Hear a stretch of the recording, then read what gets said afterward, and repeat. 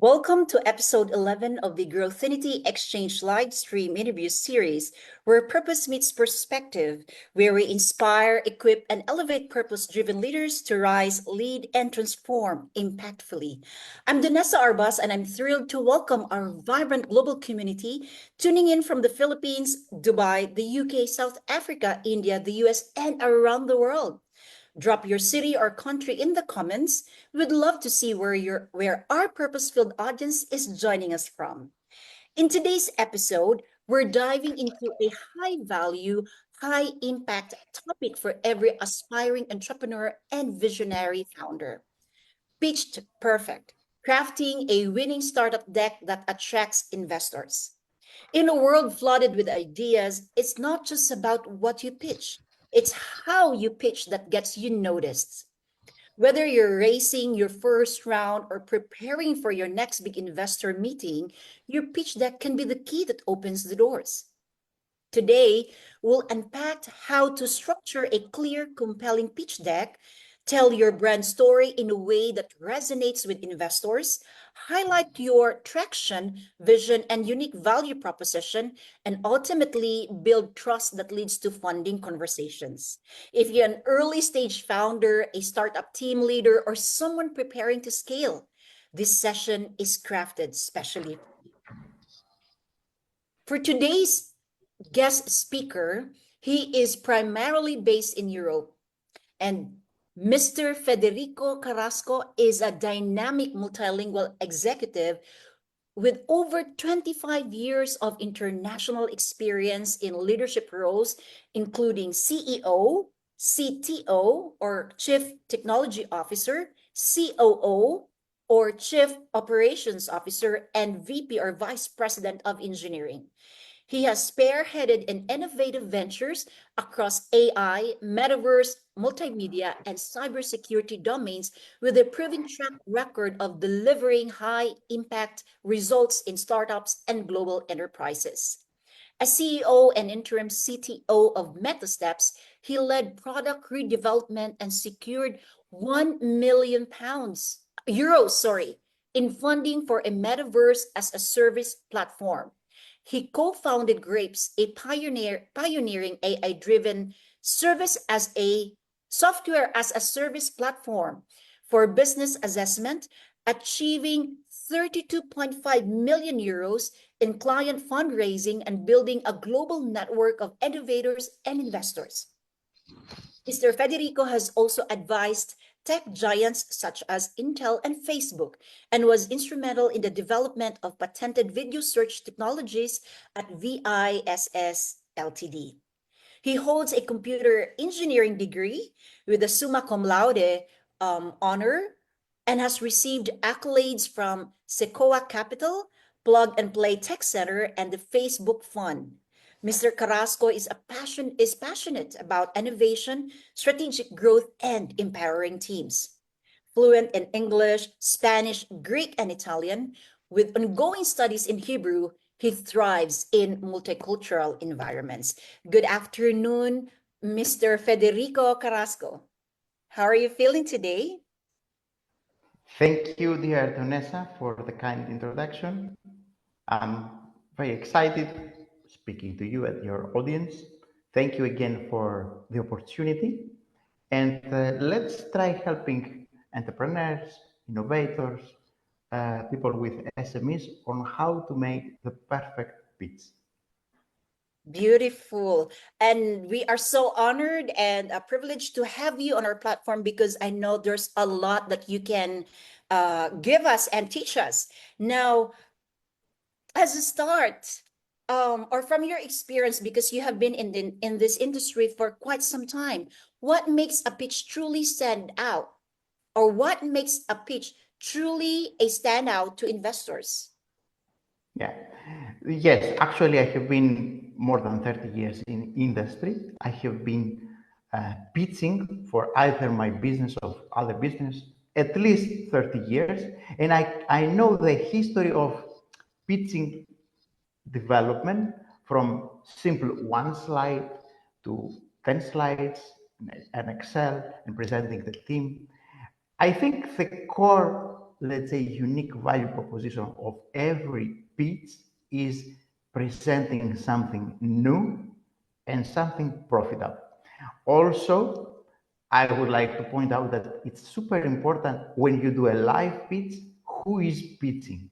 So not only the content, but also the way you pitch. And what I say is the connection with the other side. Either is an investor or a person that wants to M&A your company or even your audience, the new clients.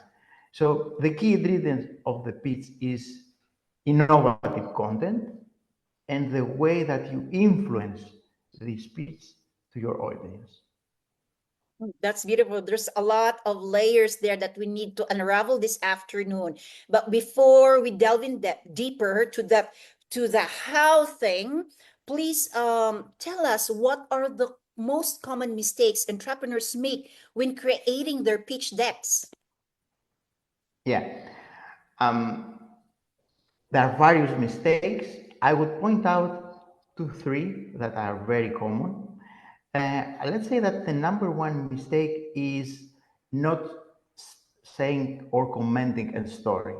So trying to present slides that are not organically connected, and perhaps they are just slogans, just words, buzzwords, without a fluent, a liquid start of the story, let's say an intermediate and a nice completion. Now, the second ingredient of a failure, I would say, is when you overestimate or underestimate something that is well known. And from my experience, most of the pits they have, although they might have innovation, they might have a nice presentation of the business plan, they perhaps they lack identifying the timing, the user, and most importantly, the market size.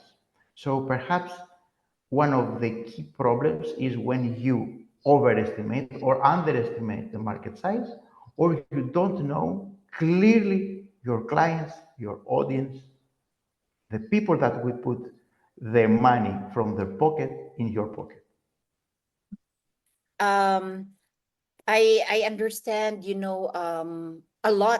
a lot of founders, even entrepreneurs, try to sell something, but when you said earlier they don't know exactly who their target client is or audience, I think this is where we fail because we have, especially now with the power of AI, we can generate probably these presentations, but it could come up with some generic decks, and that's something that how do you call that, that's already a problem there. Now how can we, are there any tips for us to identify or yeah, techniques where we can really tell this is or these are my target clients or audience um for this I would say pitch deck. Yeah. There are many ways, but there is only one clear. Let me give me 2, 3 minutes to expand this because it's very critical question. Mm. So most of the pitch deck I received is a nice technology looking for a business. While the reality is that you have to start from the business, the problem, and then to see if and when a technology is adequate to implement to fulfill this need.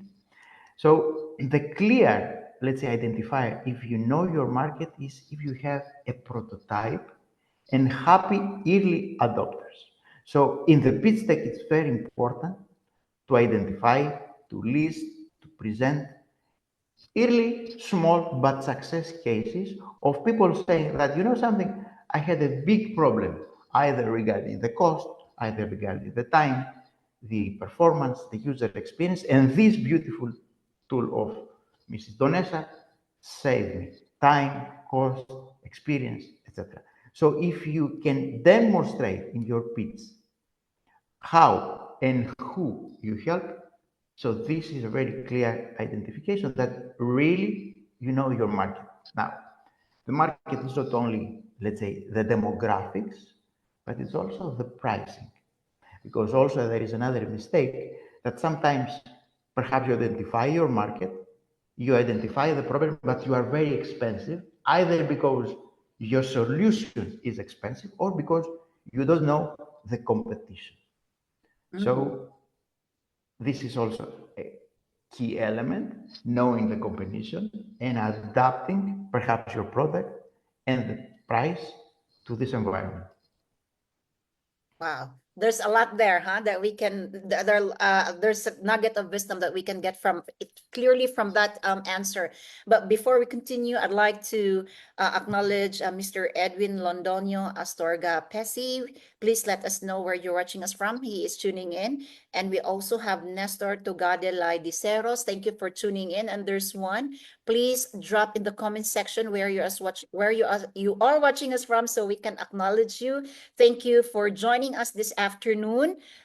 Please, because we would love to um, uh, accommodate your questions. If you have probably those who are watching us right now may have business ideas that they are cooking, they are preparing. You are connected to the right person. We have Mr. Federico here, who's been in the industry for, as he mentioned, over around 30 years. And so he himself is looking for really brilliant innovators who can provide solutions to the market. And so if that's you, please let us know so we can connect not just today, but even in the near future. Okay, so let's move forward. Now, how important is storytelling in a pitch? And how can founders craft a compelling narrative around their brand? So, this is the how of storytelling now. Based on your experience, what makes a story compelling, boring, or this is the one that can really hook you in just the first 5 minutes? Let's start with a general approach. We humans believe in stories. We believe more in stories and less in facts. The reality is that a VC, an investor, wants to know both the story, so it is compelling to the audience and the clients, but also the facts, the numbers, the P&L, so he can invest. So storytelling is very important because you have to create a vision, Mm. a destination, and also a unique value proposition of your product, right? Now, how to make a great storytelling? From my experience, it's very important to understand what is your audience, not only regarding sex, demographic, but also regarding how much money they want to offer, what is the problem, and what is the need. I'm saying this because let's say that you create a service for young kids. So in this product, you can be emotional, you can have a storytelling that will inspire, mobilize kids, make them playful. But in contrary, when you provide, let's say, an API, application programming interface for scientists, definitely you have to be super engineering with specific scientific paper, provision of technology, technical solution, and less, let's say, emotional, less playful. So again, the key point is to identify your audience, your clients, and accordingly to fine tune how emotional, how tangible, how pragmatic you will be. In any case, since the pitch will be addressed in investors, there is only one recipe. Be pragmatic with tangible numbers and facts. Beautiful. Before we continue, I'd like to acknowledge as well Dutan San. Thank you for tuning in. Please let us know which city are you watching us, so we can, or we'll be happy, that our reach, our live has that reach. So you mentioned earlier there has to be important components for that pitch deck. Now, what are these essential components that we have to consider or include so we can come up with a winning pitch deck? Yeah. There are, let's say, a dozen of key components. I can let's say, state them very shortly. So the number one, an introduction, is what is your vision? Why your company, your team, your product exists, and where you want to go. So this can be, should be probably an emotional statement, something that from the first page should connect with your audience. Now, the second key element is the real opportunity. In other words, what is the pragmatic problem that your service, your product solves? It is very important to identify something big, something that makes a better world.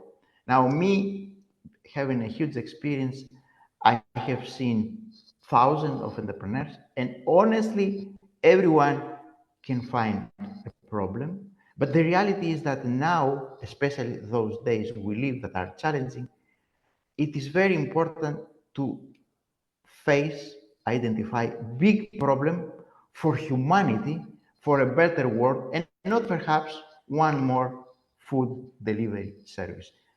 And now I'm coming to the third key element, that is the unique value proposition. What unique for this problem you bring to the world?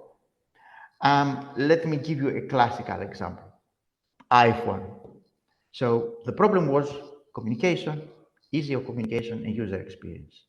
And the unique value proposition is that with one device, you can have a phone, a browser, a communicator.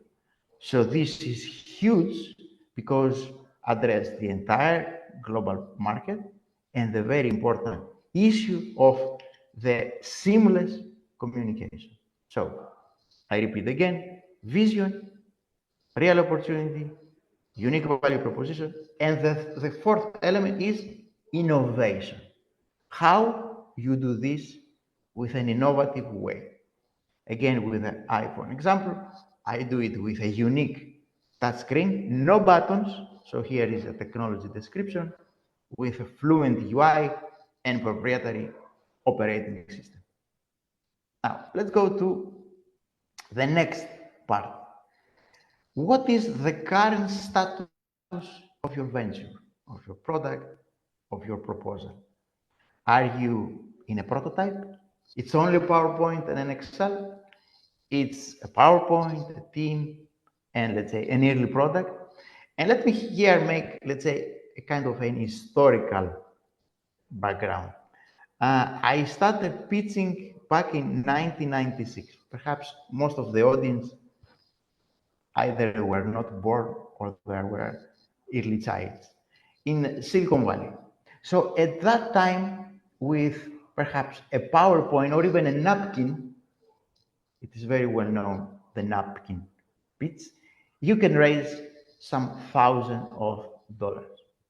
But later, especially after the dot-com collapse, VCs and investors became a little bit more demanding, so you needed a PowerPoint and an Excel, so you can identify or make some projections. And then, after 2008, it became a little bit more difficult, so you wanted the PowerPoint, the Excel, of course, a team, and the, let's say, an early prototype of your product, the MVP, minimum value product. Lately, the situation is even more difficult, so you need the pitch, the Excel, the team, the prototype, and some invoices that you already managed to convince people to buy your service. Now let's go to the other element. Now we say that people buying your service, what is the market size, both in demographics and in figures? For example, my application, my service address women 35 plus, and especially this market is of about $2 billion size.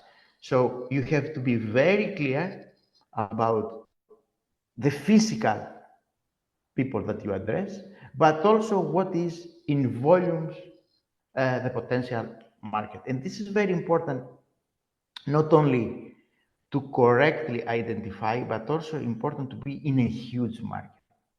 If you are in a tiny, small market, most probably investors, they don't like.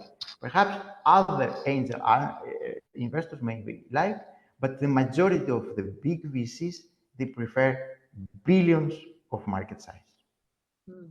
Let's go to the other element is the business model and the revenue stream. In other words, how you make money. Is it a software as a service? Is it a retail business? Is it C2C? Is it B2C? How, step by step, you make your clients approach you, and what we say in the United States, you put your hands in his pocket. One more part is the competition. Fortunately or unfortunately, nothing is created on vacuum. So, as Picasso said, uh, artists copy, great artists steal. I'm not saying that you have to steal, but be aware of the competition. You are not alone. If many innovators believe that they are the only people uh, presenting this product, perhaps they are not aware of how many talents and the majority of the people in the globe are working with innovation and products. So you have to be very clear and knowledgeable of your competition. Now, one more key element is your marketing, your go-to-market strategy, because you might have an excellent product, an innovative problem, you have identified your market, you know how much you sell it, but you are invisible. You don't know how you be present, how to be more in front line versus the competition, how to point out your unique value proposition. So it's very important, your marketing and the go-to-market. And honestly speaking, so far, marketing is in the top 3 of the cases. Number 1 is a huge problem. Number 2 is the value proposition, along with the innovation, and the important is the marketing. Once I finish this part, I can give you an excellent example of marketing. Now, the last part of the presentation is your team. Everything is people, the people behind the product, the people behind the innovation, behind the aesthetics, etc. So this is more or less the 10 ingredients. If you want, I can make a very short review. Is the vision, the real opportunity, in other words, what is the problem, your unique value proposition, presenting your innovation, exploring the current status, what is your market size, define the business model, identify the competition, present the go-to-market, and surrounded by competent team. Now, regarding marketing, um, I'm a big fan of Apple. I used to be a big fan of Apple. Apple back in the 80s has the best personal computer, Macintosh. But from the other side, a company called Microsoft, because he had fantastic marketing, fantastic methodology, dominate the personal computer with, let's say, an incompetent operating system made called DOS before entering the Windows. And once they made a ton of money, they decided, let's copy Apple, and they introduced Windows. So again, marketing is very important, because if you can tell a story, of course, of a true product, not a lie, then you can be ahead of the competition. Beautiful. That was quite a lengthy answer to my question, but it's very substantial. You gave us 10 elements or essential components of a winning pitch deck. And it's just an overview of what we need to learn And we are actually looking forward, like personally, since this session is not enough for us to tackle everything. So for those who are viewing us right now, and for those who will view this recording, be it here on Facebook or on YouTube channel, because we will be uploading this on our YouTube channel. I would We would be conducting an exclusive masterclass with Mr. Federico, just to tackle the essential components of a winning pitch deck. So in that session, we will delve deeper or deep dive into each component, and you can learn from us the skill. But for now, there are so many things that we need to cover yet. So this is good for you as you journey. Probably we have people here who are really seeking for the right, seeking for the or seeking yeah, seeking for the right investor. So perhaps this is the door for you. This is the opportunity for you. So keep on following us. Keep on tuning in, because we are here to help you, educate you, and give you the mental tools, the skills, as well as the network for you to grow. So this is where we actually got the name Growthinity, growth plus infinity, because growth is infinite.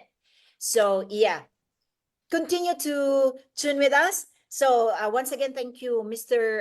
Federico, for that. And let's move to our next question. Now, there are 10 components. And in fact, I tried to list down all, but I realized, there for each element, there are certain information that we have to include or put into.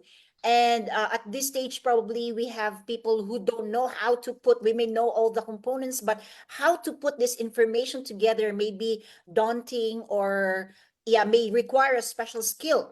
But tell us, how much data is too much, and what's the balance between being informative and overwhelming? Yeah.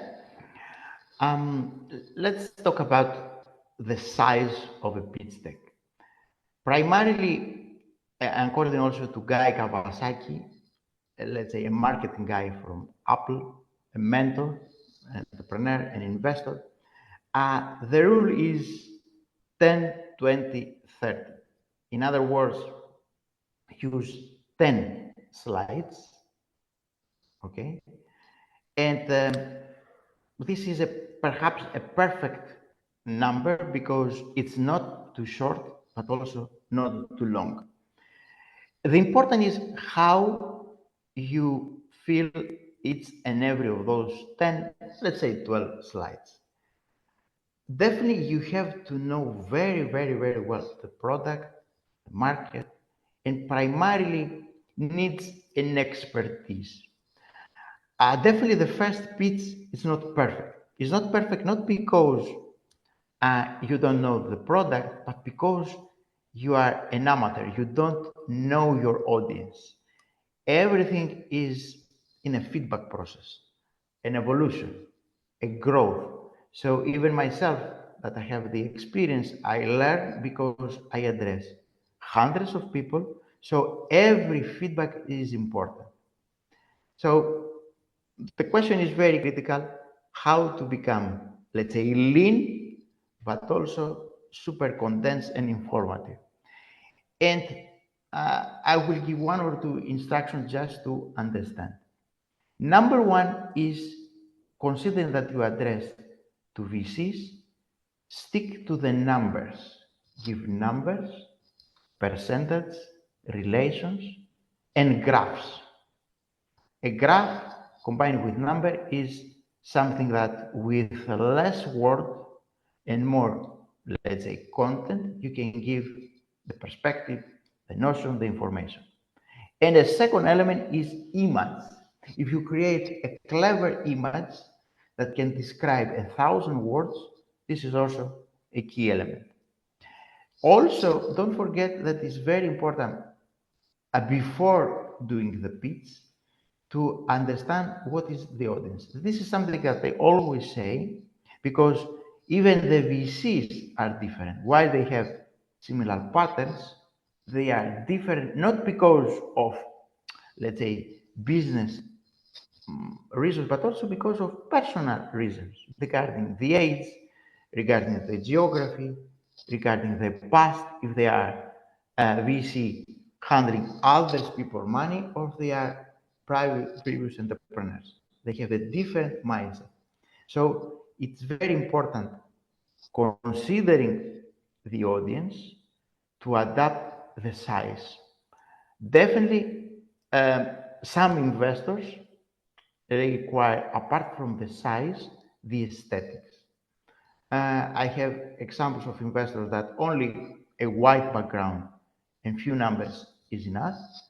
Other investors, they require fancy images, fancy background, animation, and graphs. My advice is start with simple numbers, graphs, and pictures, and then so you know yourself, your product, what you are pitching, and then according to the audience, you can adapt. Wow, that's a lot there, huh? So it really takes practice, and we need to start doing it. Yeah, so let's say we have this, we have prepared this slide, and as you've said, 10 slides is good, um, a good, how do you call it, number, a good content. But beyond the presentation, the product or the service, what are investors really looking for in a startup? Yeah. Um, so they Is it look, of course. profitability? Let me give it's part of. Most of the investors they look the face of the entrepreneur, how trustworthy he is, how passionate he is, how he can address his vision to many people, including his team and also the clients. Of course, how he can articulate the product, how he can defend himself and the product, and how he can envision the product in years. Also, don't get me wrong, one of the key elements is if the team and primarily CEO is a good salesperson. Mm, And let me be very frank and very pragmatic. Pitch deck is about selling. You sell yourself, you sell the product, you sell the story, you sell the future now. So it's kind of stock market. You try to convince people that if they buy now, they will benefit in the future. So this is what the VCs want to see. They want to see a salesperson. beautiful. So the big part here is not just the entire presentation, the content, because sometimes we can have a very good information or data there, but the one who's conveying it doesn't sound trustworthy and believable, not charismatic. Then probably during the first Let me five give you minutes, here a investor classical will example. already lose interest. Let me give you here a classical example. I have been dealing with entrepreneurs and investors for many years. And there are teams that very well known like nerds.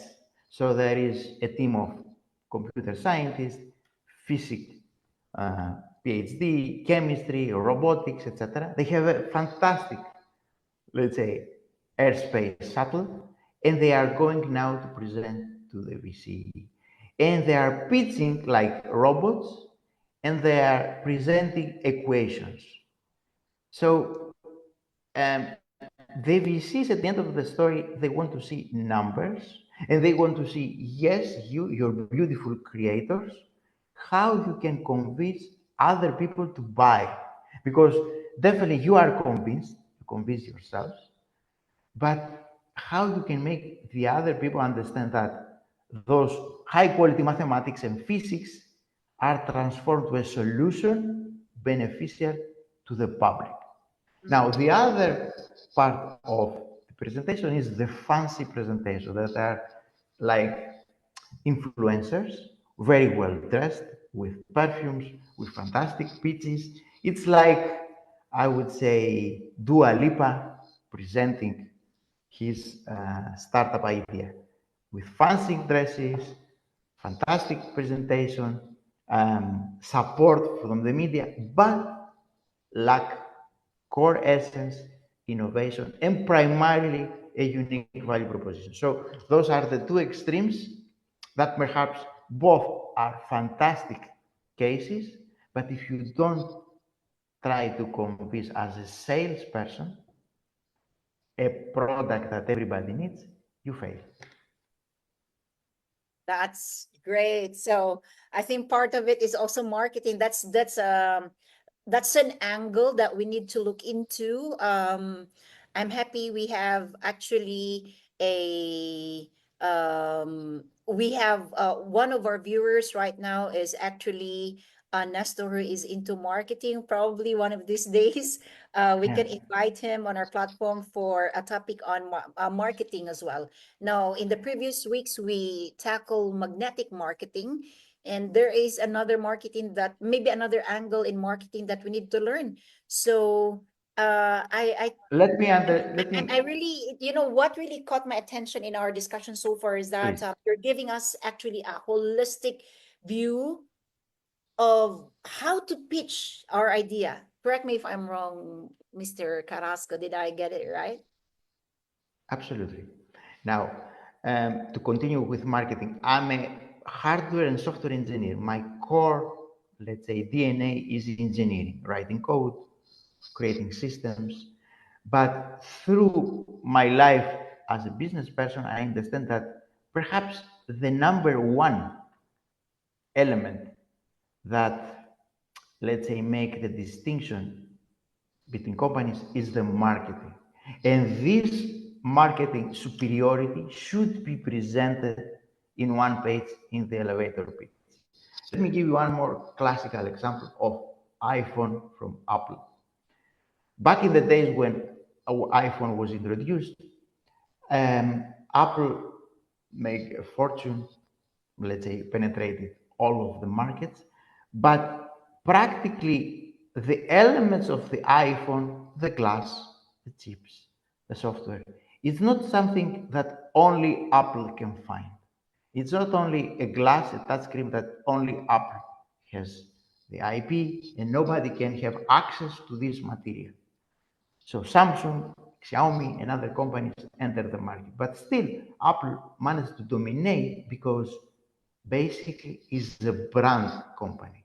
It's like Louis Vuitton, it's like Porsche. They don't sell the hardware, they don't sell the device.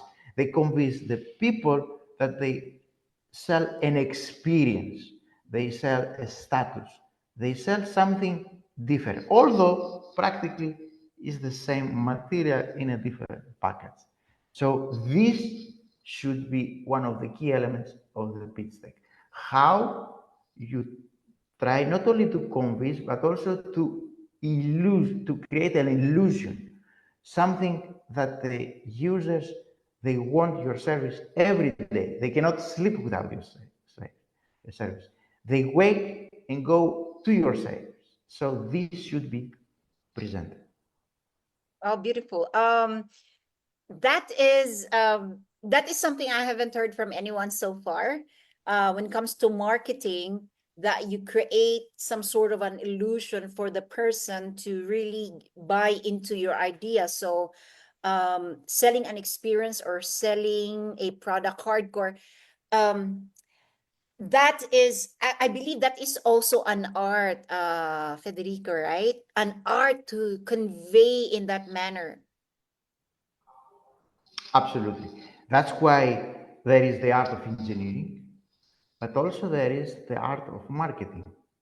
And if you have a great marketing guy aside, you can have directions on what is your unique value proposition, how you convince your clients to be fans, not to be just people purchasing your service.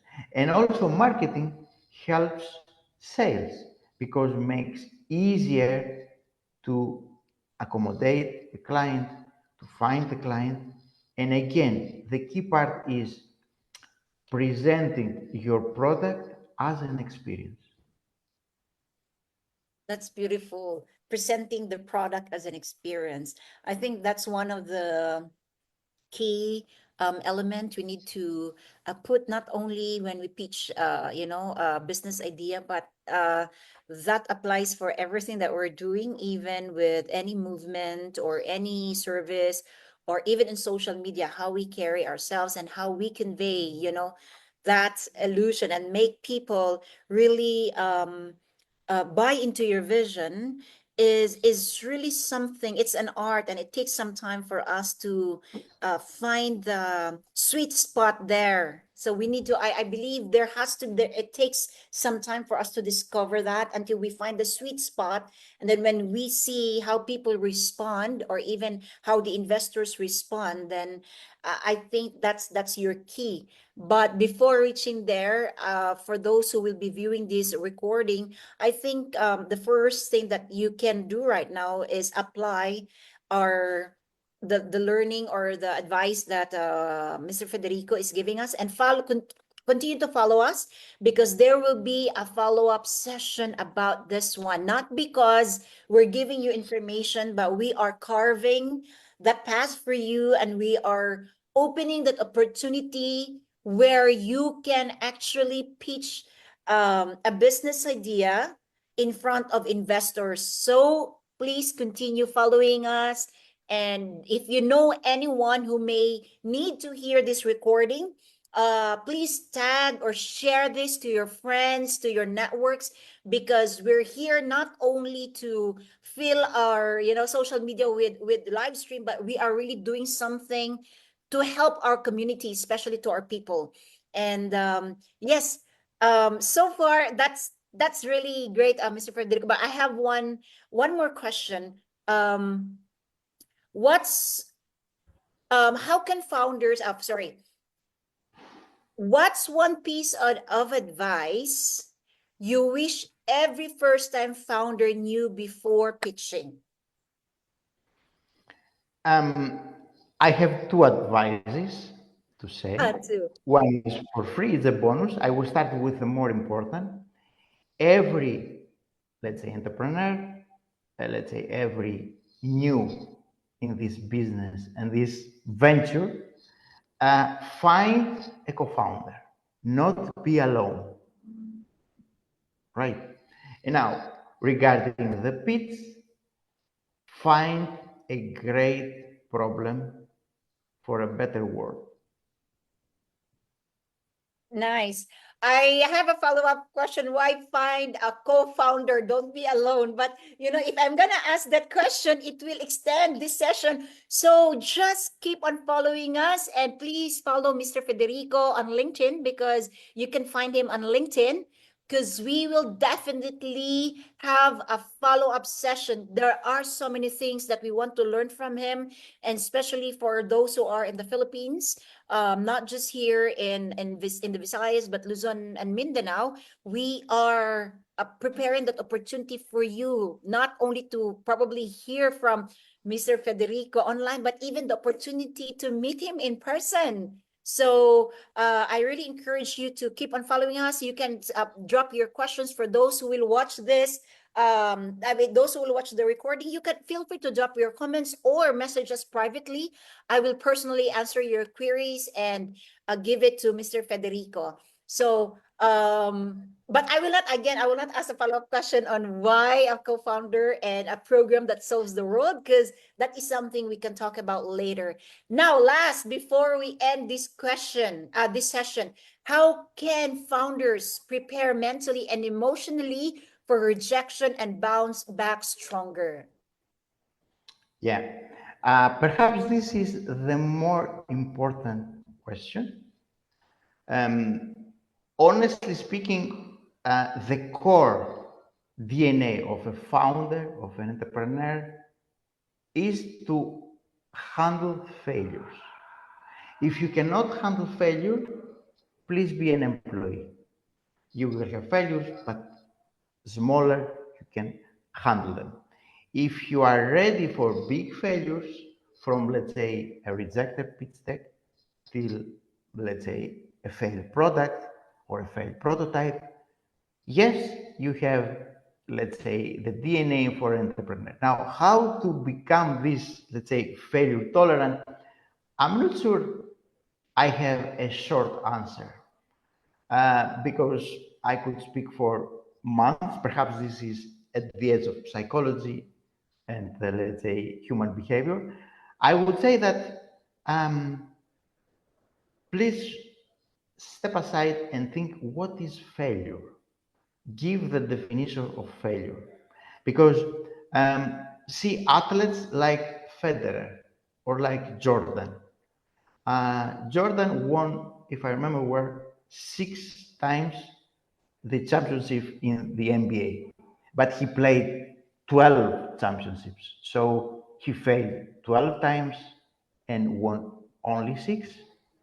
So what is failure? Perhaps failure is the way we learn for the next step, for the continuous development.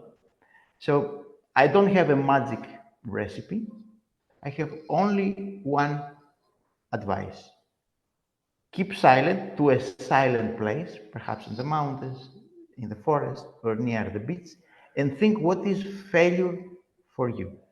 I think there is no failure, there is only how we perceive life. So this is perhaps a more internal discussion with yourself rather than, let's say, a strictly way of advice. It's not a recipe how to make a food. Perhaps is more in the edge of self-consciousness and what do you want from life. And this is a very important question. Wow, that's another wisdom, hearing from a man of experience, and even at this point, I can really tell you have a winning mindset. You have a victorious mindset. So that brought you where you are. I could not even find or pinpoint a victim mindset, even how you define failure. It's very powerful. It's a way to learn to the next step. So that's how you define failure. It's not failure at all that you miss something, but you just have to learn it in another way. So thank you so much, Mr. Federico Carrasco. Thank you for this session right this afternoon. It was indeed incredibly insightful, and we've learned that great pitches don't just present ideas; they build confidence, ignite interest, and invite collaboration. So your pitch isn't just a deck; it's your first impression, your strategic narrative, and a doorway to opportunity.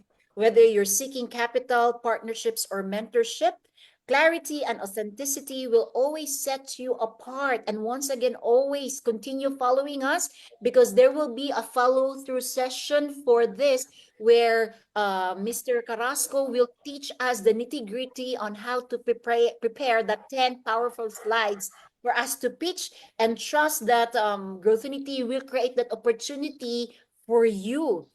Once again, thank you for joining us for episode 11 of the Growthinity Exchange live stream interview series. If today's session inspired or empowered you, go ahead and hit that share button, tag a founder or entrepreneur friend, and help us spread the message of purpose-driven leadership and innovation. Mr. Federico, any last words before I officially end this afternoon session? Any last First of all, advice? I would like, yes, first of all, I would like to thank you.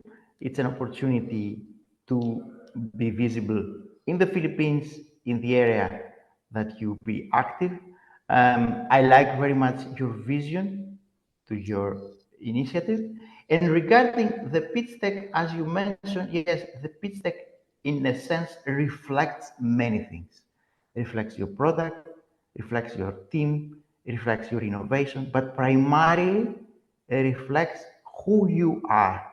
So every pitch deck is a document, but behind this document is the character, the vision, the mentality of the author. Thank you so much once again. And until next time, pitch with purpose, build with boldness, and lead with vision. Stay focused, stay compelling, stay growthinity. Till next episode, see you, everyone. Thank you. Thank you very you. much.